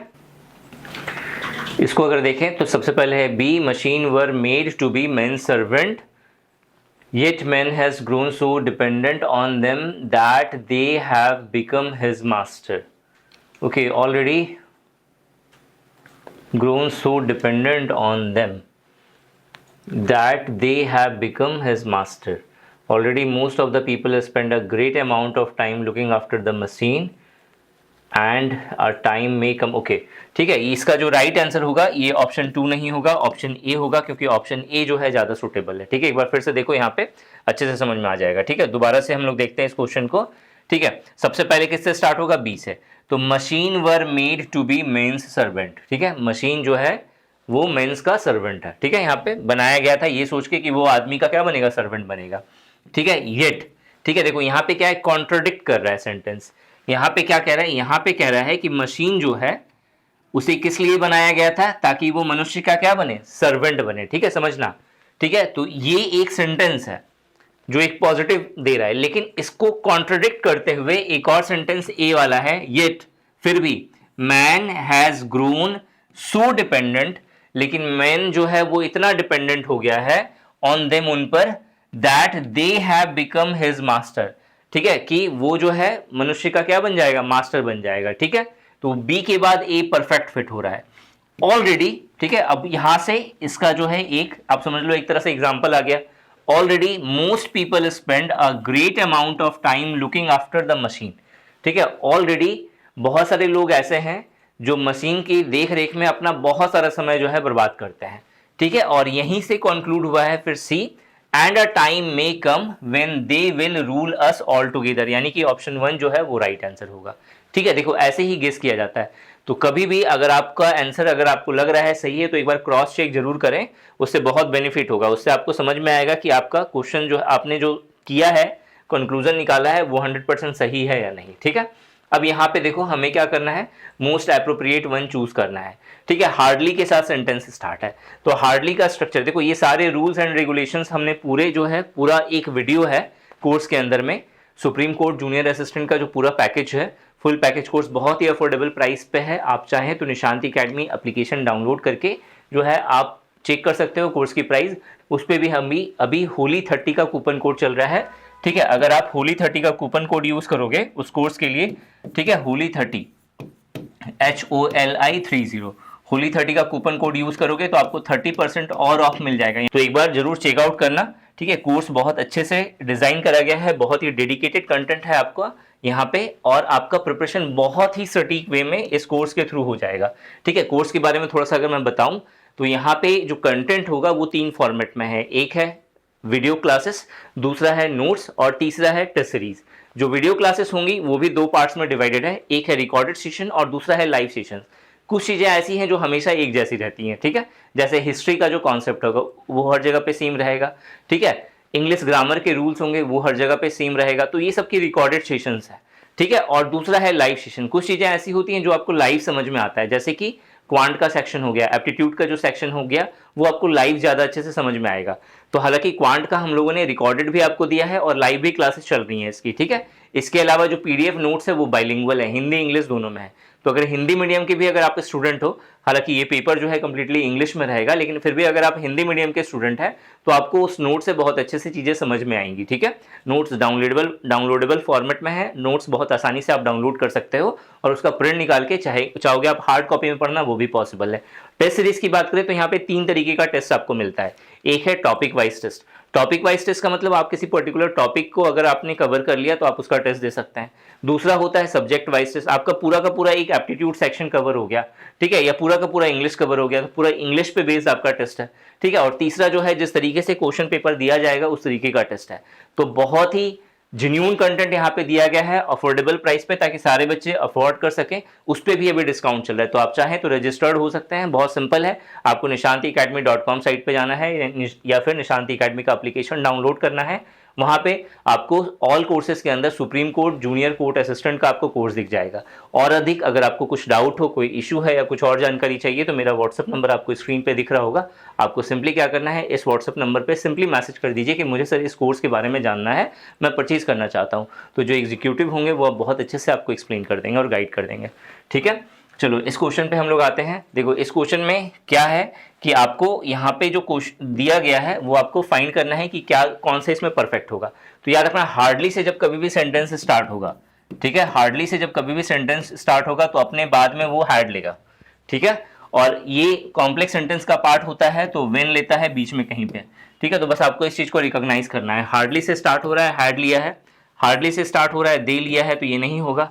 हार्डली हैड ये हो सकता है, हार्डली दे ये नहीं हो सकता है। तो ऑप्शन 4 नहीं होगा और ऑप्शन 2 नहीं होगा। अब यहाँ पे देखो, hardly had they left their house when, ठीक है, व्हेन आ गया, व्हेन इट स्टार्टेड रेनिंग। और यहाँ पे hardly had they left their house it, comma देकर के इट आया, इट हैड स्टार्टेड रेनिंग। तो यहाँ मैंने बताया कि एक्चुअल जो इसका फॉर्मेट है वो कैसा होगा, ऐसा, ठीक है। तो आपका जो है बस आपको दिमाग लगाना ही नहीं है, आपको उस चीज को फाइंड आउट करना है और आंसर आ जाएगा, ठीक है। नेक्स्ट क्वेश्चन पे आते हैं हम लोग। नेक्स्ट है 35 नंबर का क्वेश्चन। अगर हम लोग 35 नंबर के क्वेश्चन पे आए तो 35 नंबर का क्वेश्चन हमें क्या कह रहा है, हमें जो है यहाँ पे विदाउट चेंजिंग इट्स मीनिंग, यानी कि हमें सिनोनिम फाइंड करने को बोला गया है। यहाँ पे है एडमेंट, ठीक है। एडमेंट का सिनोनिम क्या होता है, आपको सबसे पहले एडमेंट का मतलब पता होना चाहिए। मैंने पहले भी बताया, फिर मैं बताता हूँ, और ये बहुत इंपॉर्टेंट है आप सभी के लिए, ठीक है। मैंने 500 वोकैबुलरी सीरीज करवाई है नेमोनिक फॉर्म के साथ, और जितने भी इंपॉर्टेंट वोकैबुलरी है जो कॉम्पिटिटिव एग्जाम में पूछे जाते हैं उसे कवर करवाया हुआ है, ठीक है। आपको करना क्या है, सिंपली आई आइकन पर क्लिक करिए, आपको वीडियो दिखेगी। और अगर आपको उसके जैसे बहुत सारे नए बच्चे होते हैं ना कि उन्हें नहीं समझ में आता कि आई आइकन पे कहाँ पे क्लिक करें, ठीक है, तो बहुत सिंपल है, निशांति अकेडमी यूट्यूब चैनल पे जाना, प्लेलिस्ट में चेक करना है या वीडियो में जाकर के आपको सर्च करना है 500 वोकैबुलरी निशांत सर या निशांति अकेडमी, तो आपको वो वीडियो दिख जाएगी, ठीक है। तो जैसे यहाँ पे एडमेंट है, ठीक है, एडमेंट का मतलब क्या है, एडमेंट का मतलब क्या होता है, जो बहुत ही जिद्दी होता है, ठीक है। कैसे याद करेंगे, देखो एडम, एडम दिख रहा है आपको, एडम, एडम देखो यहाँ पे आपको क्या दिख रहा है, एडम वर्ड दिख रहा है। एडम का मतलब क्या होता है, एडम, जैसे मनु आपने सुना था, ठीक है, कि जो पहला जो मनुष्य था, पहला जो मानव था, आदमी, ठीक है, वर्ल्ड में या पूरे इस पृथ्वी पे, वो था मेरा मनु, जिसको अगर इंग्लिश में या यूरोपियन में जो कहते हैं, क्या कहते हैं, एडम कहते हैं। तो एडम, और उसके बाद क्या यहाँ पे दिख रहा है, एंट दिख रहा है, चींटी, मतलब एक ऐसा चींटी जो एडम की तरह है, ठीक है। या फिर आप इसे ऐसे भी लर्न कर सकते हो, एडम, आदम, ठीक है, आदम, आदम खोर समझ में आता है, आदम खोर जो बहुत ही जंगली हो, ठीक है। एंट मतलब चिट्टी, आदम खोर वाला चींटी, एंट, ठीक है, वो क्या होगा, बहुत ही जिद्दी होगा, बहुत ही स्टब बॉर्न होगा। आप ऐसे भी याद कर सकते हो। तो इसका जो राइट आंसर होगा वो क्या हो जाएगा, स्टब बॉर्न, ठीक है। नेक्स्ट क्वेश्चन पे आते हैं हम लोग। नेक्स्ट है 36 नंबर का क्वेश्चन। 36 नंबर के क्वेश्चन में आपको यहाँ पे अगेन सिनोनिम पूछा हुआ है, किस चीज का, सैंग्विन का, ठीक है। देखो सैंग्विन एक ऐसा वर्ड है जो बहुत ही पॉजिटिव वे में यूज किया जाता है, मतलब बहुत ही ऑप्टिमिस्टिक होता है। जैसे ऑस्पिशियस बहुत ही ऑप्टिमिस्टिक, बहुत ही क्या बोलेंगे, पॉजिटिव वाइब वाला जो है वर्ड है। उसी तरीके से आपको यहाँ पे कुछ पॉजिटिव जैसा कुछ देखना है। देखो यहाँ पे पेसिमिस्ट का मतलब होता है जो बहुत ही नकारात्मक सोच वाला पर्सन होता है, उसे पेसिमिस्टिक कहते हैं। एंसियस है, डिप्रेशन है, और यहाँ पे ऑप्टिमिस्टिक है। ऑप्टिमिस्टिक क्या है, जो बहुत ही ऑप्टिमिस्टिक होता है, आशावादी होता है, ठीक है। तो सैंग्विन का आपको यहाँ पे सिनोनिम मिल गया ऑप्टिमिस्टिक, ठीक है। नेक्स्ट क्वेश्चन आते हैं। नेक्स्ट जो है वो है एक इडियम एंड फ्रेज का क्वेश्चन। इडियम एंड फ्रेजेस के अंदर जो क्वेश्चन है, his boss was always breathing down his neck, ठीक है। ब्रीथिंग डाउन हिज नेक कैसे याद रखेंगे, बहुत सिंपल है। आप देखो कि आप का कोई जूनियर है, ठीक है, जो कुछ उटपटांग कर रहा है, ठीक है, तो आप क्या करोगे, आप बस उसके पास जाकर के जो है मतलब इतने ध्यान से आप उसे सुन रहे हो, समझ रहे हो कि आपको आपकी सांस सुनाई पड़ेगी, ठीक है। और जब हम किसी को शांति से सुनना चाहते हैं ना, कि बहुत शांति से उसे सुनना है कि आखिर वो क्या कर रहा है, तो मतलब हम लोग क्या करते हैं, थोड़ा सा झुक करके सुनते हैं कि आखिर वो करना क्या चाहता है, ठीक है।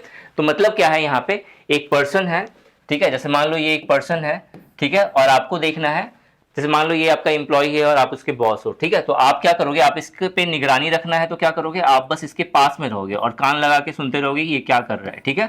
तो इस बंदे को क्या लगेगा कि आप उसके सामने आकर के उसके उसके गर्दन के पास आकर के सांस ले रहे हो, ठीक है। तो यहाँ पे क्या है, ब्रीथिंग डाउन हिज नेक, ठीक है। His boss was always breathing down his neck, मतलब वो उस पर हमेशा क्या करता है, निगरानी रखता है, ठीक है। तो वैसा ही कुछ यहाँ पे ढूंढ लो, watching all his action closely, ठीक है, सारे उसके एक्शंस को क्लोजली क्या कर रहा है, ऑब्जर्व कर रहा है, देख रहा है। तो जो ऑप्शन 2 होगा वो इसका राइट आंसर हो जाएगा। इस वीडियो को लाइक किए बगैर मत जाना, और नए हो तो सब्सक्राइब जरूर कर लेना, क्योंकि जितनी भी इंपॉर्टेंट चीजें हैं आपके एग्जाम से रिलेटेड, वो सभी चीजें मैं आपको प्रोवाइड करूंगा इस चैनल पर। तो अगर आप सीरियसली प्रिपरेशन कर रहे हैं और अच्छी वीडियोस चाहते हैं जो कहीं ना कहीं आपके मार्क्स को बूस्ट करे, तो इस चैनल को जरूर सब्सक्राइब करना, ठीक है। चलो नेक्स्ट क्वेश्चन पे आते हैं हम लोग। 38 नंबर का क्वेश्चन। 38 नंबर का क्वेश्चन है, this question consist of a sentence which is divided into 4 parts, और हमें एरर फाइंड करना है, ठीक है। एरर डिटेक्शन का क्वेश्चन है। But for your help it would not have been possible to finish this work during time. During time नहीं होता है, to finish this work on time होगा और इन टाइम होगा, ठीक है। तो इसका जो राइट आंसर होगा वो कौन सा होगा, ऑप्शन 4, ठीक है। ऑप्शन 4 में जो है एरर है। बहुत किसी को लगेगा ये पार्ट में एरर है, और जल्दी जल्दी में क्या होता है कि जब समय कम रहता है जल्दी से पढ़ा, बट फॉर योर हेल्प, ये लग रहा है गलत है, इसी को मार्क करा, बाकी पढ़ा ही नहीं, ठीक है। तो ऐसा काम मत करना, आपको पूरा सेंटेंस एक बार रीड करना है। नेक्स्ट जो है आगे हम लोग देखते हैं। नेक्स्ट जो है वो एक इडियम का क्वेश्चन है, और इडियम का क्वेश्चन क्या कह रहा है यहाँ पे, स्नेक इन द ग्रास, ठीक है। जो झाड़ी है, जो ग्रास है, उसमें सांप छुपा हुआ है, इसका मतलब एक शत्रु, एक एनिमी जो है हिडन है, ठीक है। तो अ हिडन एनिमी इसका राइट आंसर हो जाएगा। नेक्स्ट आते हैं हम लोग नेक्स्ट क्वेश्चन पे। 40 नंबर का क्वेश्चन। 40 नंबर का क्वेश्चन है, we must explore dash resources of energy as our supply of fossils fuel has been dash, ठीक है। वी मस्ट एक्सप्लोर, हम लोगों को एक्सप्लोर करना चाहिए, डैश सोर्स ऑफ एनर्जी, ठीक है। अल्टरनेटिव फिट हो रहा है, गारंटेड होता नहीं है कुछ सोर्स, सुफिशियंट नहीं होगा, नेचुरल नहीं होगा, ठीक है। तो we must explore alternative source of energy as our supply of fossils fuel has been depleted, ठीक है। जो हमारा सप्लाई फॉसिल्स फ्यूल है वो क्या हो रहा है, डिप्लीट हो रहा है, क्षय हो रहा है, उसका कम हो रहा है वो, ठीक है। नेक्स्ट आते हैं 41 नंबर के क्वेश्चन पे। 41 नंबर का क्वेश्चन है, the attempt to robbery was dash, ठीक है, because the women in the house called a police and dash them, ठीक है। देखो पहला वाला है, the attempt to the robbery was prevented, हो सकता है, ठीक है, because the women in the house called a police and complain them. अब देखो जब रॉबरी का, देखो यहाँ पे क्वेश्चन का मतलब समझो, अगर मैं इसे फिट करूंगा, the attempt of the robbery was prevented, जो रॉबरी का जो अटेम्प्ट था उसे बचा लिया गया, प्रिवेंट कर लिया गया, क्योंकि जो लेडी थी, जो विमेन थी उस घर की, उसने क्या करा, पुलिस को कॉल अप करा और कंप्लेन करा। तो जब रॉबरी ही हुई ही नहीं, जब रॉबरी किसी प्रकार से हुई नहीं, तो कंप्लेन का तो कोई मतलब ही नहीं बनता, ठीक है। तो ये परफेक्ट यहाँ पे फिट नहीं हो रहा है। सेकंड वाले में आओगे, चेक्ड और सिग्नल्ड है, ठीक है। Checked, the attempt to the robbery was checked, checked का मतलब रुक जाना, रोक देना, ठीक है, ये भी सही हो सकता है। Because the women in the house called up the police up and signalled them, कैसा सिग्नल करना, थोड़ा सा अटपटा लग रहा है, थोड़ा सा, ठीक है, बट हो सकता है, ठीक है। तीसरे नंबर पे आते हैं, यहाँ पे एक है मेरा फॉइल्ड और दूसरा है अल्टर्ड। देखो the attempt to the robbery was foiled, foiled मतलब वो चीज नहीं हुआ, मतलब कोई चीज सक्सेसफुल होते होते ना हुई, तो उसके लिए कौन सा वर्ड यूज होता है, फॉइल्ड, ठीक है। और यहां पे क्या है, alert them, because the women in the house called a police and alert them, और क्या करा, उन्हें अलर्ट करा, ठीक है, ये परफेक्ट हो गया, ठीक है। जो रोबरी जो अटेम्प्ट होने वाली थी वो क्या हो गई, वो फॉइल्ड हो गई, मतलब वो क्या हो गया, वो अनसक्सेसफुल हुआ, क्योंकि जो घर की जो विमेन थी उसने पुलिस को कॉल करा और उन्हें क्या करा, अलर्ट कर दिया कि भाई चोरी हो रही है। तो ऑब्वियस है जो यहाँ पे जो राइट आंसर होने वाला है वो कौन सा होगा, ऑप्शन 3, ठीक है। ये है ही नहीं, ब्रॉड तो हो ही नहीं सकता, ठीक है। चलो नेक्स्ट आते हैं 42 नंबर के क्वेश्चन पे। 42 नंबर का क्वेश्चन जो है हमें क्या कह रहा है, 42 नंबर का क्वेश्चन है कि हमें क्या करना है, हमें एरर फाइंड करना है सेंटेंस के अंदर, ठीक है। सेंटेंस है ही वॉज स्क्वैंडर्ड हिज फॉर्च्यून, ठीक है, strange his friends and ruin his health, ruined, ठीक है, यहां पे रूइन लिखा हुआ है, देखो अच्छे से पढ़ो, ही हैज स्क्वैंडर्ड, ठीक है, ईडी लगाया है, वर्ब का सेकेंड फॉर्म, ठीक है, स्ट्रेंज वर्ब का सेकेंड फॉर्म, ठीक है, हैज है तो ऑब्वियस है, हैज के साथ वर्ब का कौन सा फॉर्म आएगा, थर्ड फॉर्म आएगा, तो यहां पे थर्ड हो गया, ठीक है। तो has squandered his fortune comma estranged his friend and ruined होगा, लास्ट में ईडी आएगा, रूइंड हिज हेल्थ, तो ऑप्शन 3 जो है ये यहां पे राइट आंसर हो जाएगा, by his recklessness and extra vegans, ठीक है।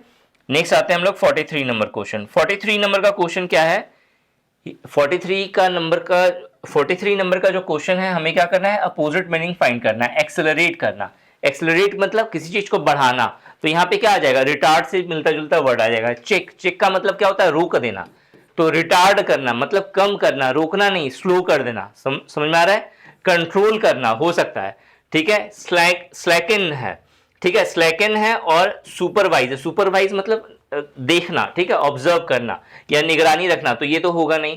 अब देखो कंट्रोल मतलब किसी चीज को पूरा का पूरा कंट्रोल कर लेना, ठीक है। अब ये जो है ये मिलता जुलता वर्ड है, लेकिन ये एग्जैक्टली फिट नहीं हो रहा है। आप स्लैकन का मतलब देखोगे, स्लैकन का मतलब क्या होता है, किसी चीज को थोड़ा थोड़ा करके कम करना, तो एक्सेलरेट करना मतलब किसी चीज को बढ़ाना, ठीक है, थोड़ा थोड़ा करके क्या करना, स्पीड बढ़ाना, एक्सेलरेट करना, तो उसी चीज को थोड़ा थोड़ा करके कम करना क्या हो जाएगा, स्लैकन हो जाएगा, तो स्लैकन जो है ये यहां पे राइट वर्ड हो गया। 44 नंबर का क्वेश्चन अगर आप देखोगे, 44 नंबर का क्वेश्चन है यहां पे, 44 नंबर का क्वेश्चन है यहां पे, हमें क्या करना है, एरर फाइंड करना है, the master punish the servant who is very loyal, loyal him, loyal to him होगा यहां पे, ठीक है, बहुत सिंपल है, प्रीपोजिशन एरर है यहां पे, लॉयल टू हिम होगा, इजी क्वेश्चन था, तो ऑप्शन 3 जो है ये यहां पे राइट आंसर हो जाएगा। नेक्स्ट आते हैं 45 नंबर के क्वेश्चन पे।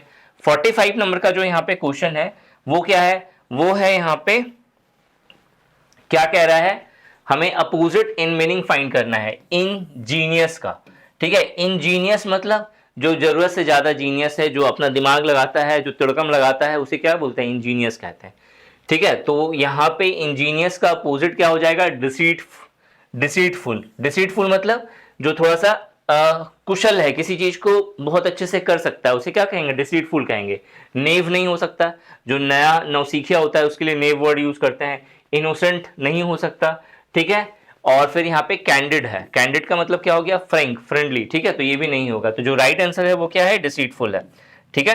नेक्स्ट क्वेश्चन आते हैं यहाँ पे, नेक्स्ट 46 नंबर का क्वेश्चन है। 46 नंबर में क्या है, हमें विदाउट चेंजिंग इट्स मीनिंग, ठीक है, हमें क्या करना है, हमें सिनोनिम फाइंड करना है एमिटी का। एमिटी मतलब क्या होता है, फ्रेंडशिप होता है, तो यहाँ पे जो राइट आंसर हो जाएगा वो क्या हो जाएगा, फ्रेंडशिप, ठीक है। नेक्स्ट आते हैं हम लोग, नेक्स्ट जो है हमें अपोजिट मीनिंग फाइंड करना है वेरासिटी का, मतलब सिनोनिम एंटोनिम के क्वेश्चंस यहाँ पे दिए गए हैं, तो सिनोनिम एंटोनिम्स आपको जरूर से जरूर याद रखना है, ठीक है। यहाँ पे अपोजिट मीनिंग किसका फाइंड करना है, वेरासिटी का, तो वेरासिटी का मतलब क्या होता है, सच्चाई, ट्रूथ, तो आपको वैसा ही कुछ यहाँ पे अपोजिट उसका क्या होगा, फॉल्सिटी, ठीक है, फॉल्सिटी का मतलब क्या हो गया, जो फॉल्स है, ठीक है, जो अनट्रूथ है उसे हम लोग क्या कहेंगे, फॉल्सिटी, तो जो ऑप्शन 3 है वो यहाँ पे राइट आंसर हो जाएगा। 48 नंबर का क्वेश्चन अगेन सेंटेंस अरेंजमेंट का क्वेश्चन है। पहला जो सेंटेंस है वो है all great thinkers live and move on a high plane of thought, ठीक है, जितने भी ग्रेट थिंकर्स हैं वो लिव मतलब जिंदा हैं and move on a high plane of thought. एक बहुत ही अच्छा सोच है उनका, हाई प्लेन ऑफ थॉट है। There is no illuminative genius, कोई भी ऐसा जीनियस नहीं है who didn't drink his inspiration from the function of ancient tradition, जो अपना इंस्पिरेशन कहाँ से ले रहा है, मतलब कोई भी ऐसा इल्यूमिनेटिव जीनियस नहीं है जो अपना इंस्पिरेशन नहीं ले रहा है एंशियंट ट्रेडिशन से।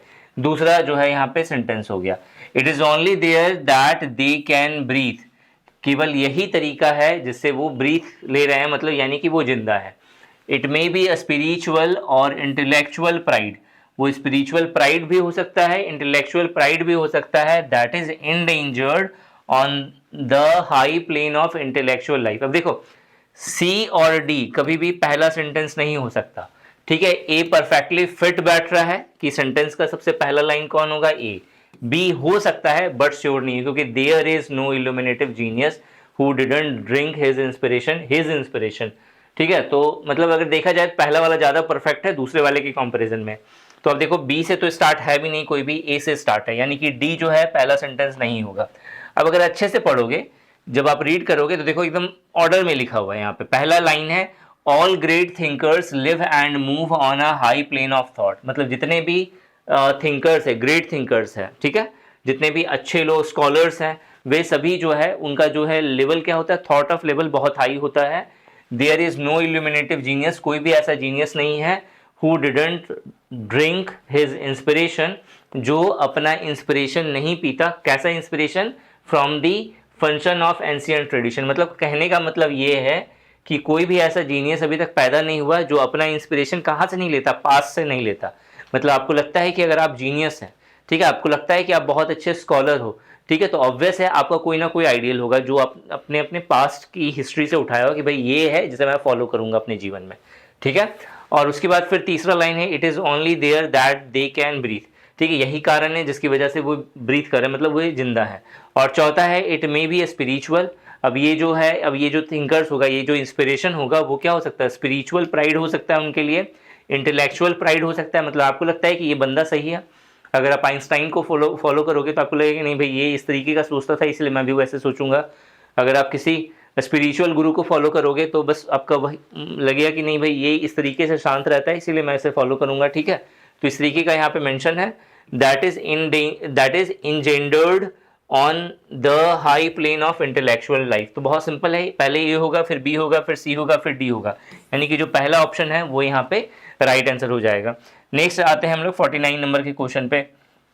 49 नंबर का क्वेश्चन क्या है, हमें क्या करना है, हमें मोस्ट अप्रोप्रिएट वन को चूज करना है, ठीक है। इसमें मेनी अ मैन, बहुतों में एक आदमी, many a man doesn't know his own good deeds, पहला वाला सही लग रहा है। दूसरा वाला देख लेते हैं, many a man doesn't know his own good deeds, ठीक है, दोनों में क्या डिफरेंस है, मेनी अ मैन है यहाँ पे, मेनी अ मेन है यहाँ पे, बहुतों में एक आदमी, मेनी अ मैन का मतलब बहुतों में एक आदमी, तो मेन नहीं हो सकता, यहाँ पे मेन होगा, MAN, ठीक है। तो पहला वाला यहाँ पे परफेक्ट हुआ।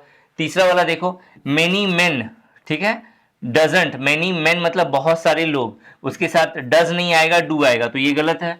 यहाँ पे मेनी अ मेन, ठीक है, अ के साथ अगेन मेन MEN वाला नहीं होगा, तो ये भी गलत है, ये भी गलत है, यानी पहला वाला ऑप्शन क्या हो गया, राइट आंसर हो गया। 50 नंबर क्वेश्चन और इस सेशन का लास्ट क्वेश्चन, ठीक है। इसके बाकी पार्ट्स हम लोग नेक्स्ट सेशन पे करेंगे, नेक्स्ट पार्ट पे करेंगे, नेक्स्ट पार्ट पे एक वीडियो आएगी और इस पूरे क्वेश्चन पेपर के ऊपर में जिसमें बाकी के क्वेश्चंस जो बचे हुए हैं उसे हम लोग अच्छे से डिस्कस करेंगे। अभी जाना मत, अभी इसका हम लोग अभी एनालिसिस करना बाकी है, ठीक है, ताकि आपको समझ में आ जाए आखिर आपको इंग्लिश कवर कैसे करना है, ठीक है। तो जो 50 नंबर का क्वेश्चन है वो क्या कह रहा है, 50 नंबर का क्वेश्चन है when only when dash failed the police restored to dash, only when, अब देखो ओनली व्हेन डैश फेल्ड, जब वो फेल हो गया, क्या फेल हो गया, अब देखो यहाँ पे परसुएशन, मतलब जब पुलिस ने क्या करा, परसुएशन करा, रिक्वेस्ट करा और वो फेल हो गया, the police restore to force, तब पुलिस क्या आ गई, फोर्स में आ गई, एक्शन में आ गई। तो तीसरा वाला जो है यहाँ पे परफेक्ट बैठ रहा है, ठीक है। तो यहाँ पे आपका इंग्लिश का 50 क्वेश्चंस कवर हो गया supreme court junior court assistant के। अगर आप इन 50 प्रीवियस ईयर क्वेश्चंस को अगर आप एनालिसिस करोगे तो आपको यहाँ पे क्या क्या दिखेगा कि क्या क्या पूछा गया है। तो सबसे पहले आपको जो प्रिपेयर करना है वो है रीडिंग कॉम्प्रिहेंशन।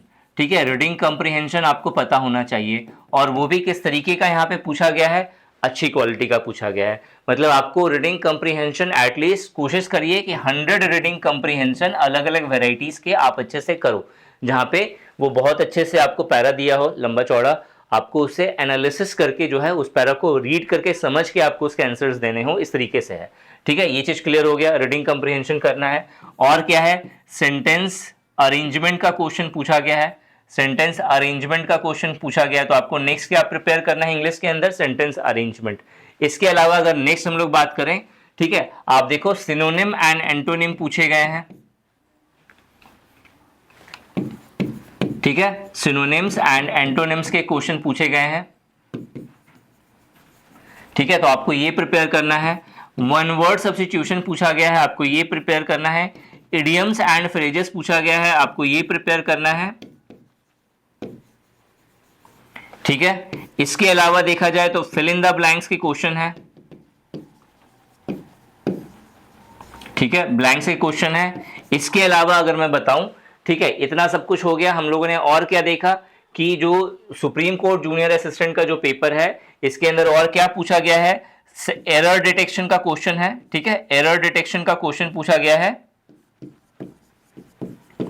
ठीक है, इसके अलावा ग्रामेटिकल एरर फाइंड करने वाला जो क्वेश्चन है, ग्रामर बेस्ड कुछ और क्वेश्चन पूछा गया है। ठीक है, ये चीज हो गया। ठीक है, इसके अलावा और तो कुछ था नहीं, बस यही सारे टॉपिक है जो आपको प्रिपेयर करने हैं। ठीक है, इसके अलावा एक्टिव पैसिव, जैसे ग्रामर बेस्ड जो टॉपिक है उसके अंदर क्या है, एक्टिव पैसिव पूछा गया है। ठीक है, और कुछ ग्रामर के कुछ इंपॉर्टेंट रूल्स के ऊपर में क्वेश्चंस पूछे गए हैं। तो ग्रामर बेस्ड, ठीक है, ग्रामर बेस्ड जो क्वेश्चंस होते हैं वो पूछे गए हैं। ठीक है, और उसमें भी क्या आपको एरर से जुड़े हुए कुछ इंपॉर्टेंट रूल्स हैं, एरर के रूल्स, उस पे बेस्ड आपको क्वेश्चंस दिए गए हैं। तो 50 क्वेश्चंस के अंदर जो आपको कवर करना है मेन, वो ये सारे टॉपिक कवर करने हैं। ठीक है, इस वीडियो में यही था। अगर आपको ये वीडियो अच्छी लगे तो सब्सक्राइब जरूर करना, और best courses and test series के लिए निशांति एकेडमी एप्लीकेशन जरूर डाउनलोड करिएगा। Thanks for watching this video and wish you good luck for your paper.